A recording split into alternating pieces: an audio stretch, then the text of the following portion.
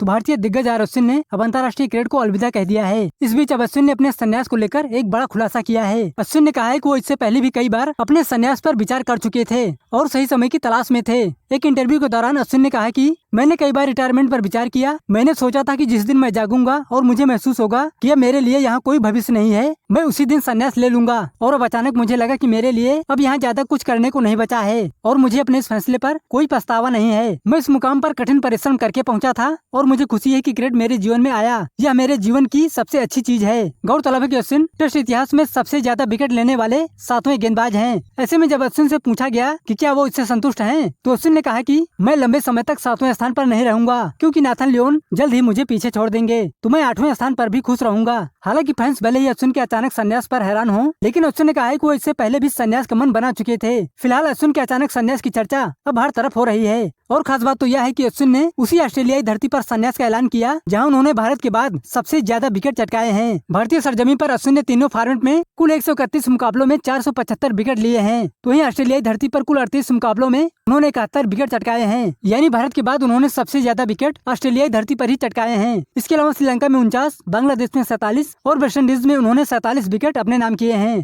तो ये विदेशी धरती पर तीनों फॉर्मेट में अश्विन के कुछ बड़े रिकॉर्ड हैं। फिलहाल इस पर आपकी कोई राय हो तो हमें जरूर बताएं।